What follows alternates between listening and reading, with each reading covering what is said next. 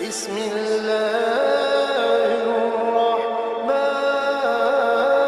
الرحيم۔ حضرت جی مولانا الیاس صاحب رحمۃ اللہ علیہ نے جب دیکھا کہ لوگ مسجدوں والی محنت سے اور اللہ تعالیٰ کی ذات سے اپنے تعلق کو جوڑنے میں ناکام ثابت ہو رہے ہیں، جب یہ اللہ سے نہیں جوڑ رہے، اللہ کے نبی سے نہیں جوڑ رہے، تو یہ کیا خاک کسی کی وفاداری کریں گے، کیا خاک کسی کی خدمت کریں گے اور تیمارداری کریں گے؟ لہٰذا انہوں نے عمومی ایک محنت اللہ تعالیٰ سے مانگ کے شروع کی کہ لوگ اللہ کے گھروں سے وابستہ ہو جائیں۔ اب کوئی نبی تو آنے والا نہیں ہے، لہٰذا دروازوں پر جا جا کر لوگوں کو بلایا، لوگوں کو جھنجھوڑا، اے لوگو آ جاؤ اللہ کی طرف، آ جاؤ اس دین کی خدمت کو قبول کر لو۔ چنانچہ دین کی طرف ان کو بلایا۔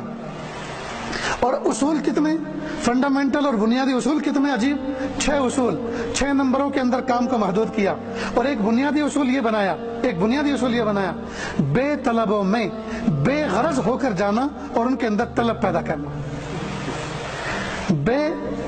بے طلبوں میں بے غرض ہو کر جانا اور ان کے اندر طلب پیدا کرنا، یہ کوئی مخلص ہی کر سکتا ہے۔ دوستو، جو بھی آدمی اس دنیا میں جس سے ملتا ہے وہ کسی نہ کسی غرض سے ملتا ہے، لیکن یہ ایسا مبارک راستہ ہے کہ جب کوئی آدمی دوسرے سے مل رہا ہے تو اس میں غرض نہیں ہوتی، بلکہ بے طلبوں میں بے غرض ہو کر جاتے ہیں اور ان کے اندر طلب پیدا کرتے ہیں۔ ذرا ایک مثال سے اس کو سمجھنے کی کوشش کریں۔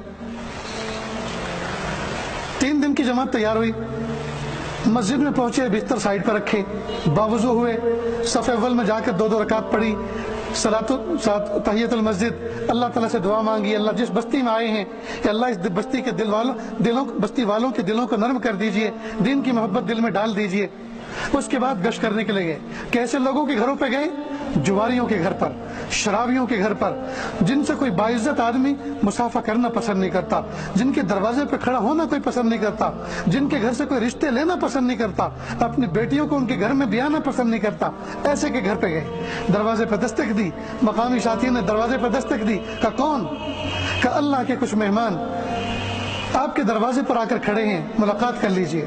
باہر آتا ہے، امیر صاحب ملاقات کرتے ہیں، سینے سے لگاتے ہیں، معانقہ کرتے ہیں، پھر کنارے پہ کھڑے ہو کر کچھ جنت کی شوق کی بات، کچھ جہنم کے خوف کی بات اس کے سامنے کی جاتی ہے۔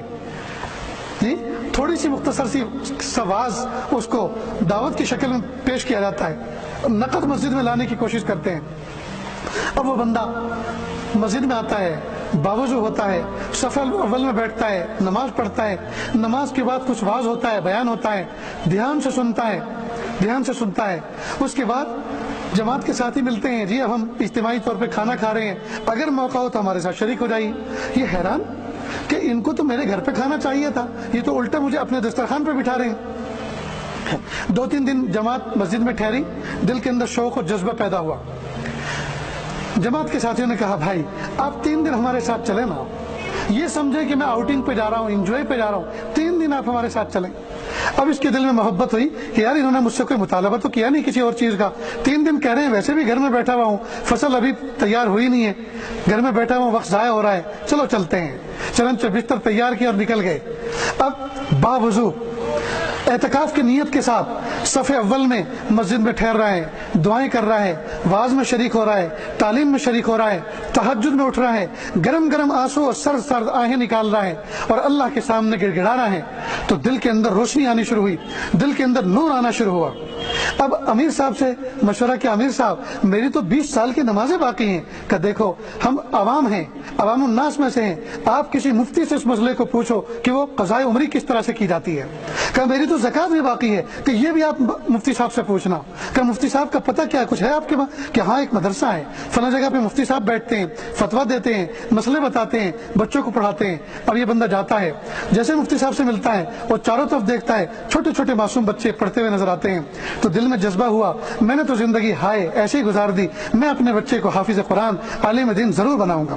چنانچہ جا کر مسئلہ پوچھتا ہے، مسئلہ خود پوچھتا ہے، مسئلہ پوچھ کے عمل کرنا شروع کرتا ہے اور ساتھ میں اپنے بچے کو بھی پڑھنے کے لیے بھیجتا ہے اور مفتی صاحب سے پوچھتا ہے کہ کیا فیس ہوگی، کہا دینی مدارس کی کوئی فیس نہیں ہوا کرتی، آپ اپنے بچے کو بھیجیں۔ اب بچے نے پڑھنا شروع کیا، پڑھنا شروع کیا، گھر کے اندر چھوٹی سی ٹوپی لگا کر، چھوٹا سا کرتا پاجامہ پہن کر، قرآن پاک سینے سے لگا کر بچہ جب روزانہ آتا ہے اور گھر میں قرآن پاک کی تلاوت کرتا ہے، ماں بھی روتی ہے اور باپ بھی روتا ہے، گھر کے اندر انوارات کی بارش ہونی شروع ہوتی ہے۔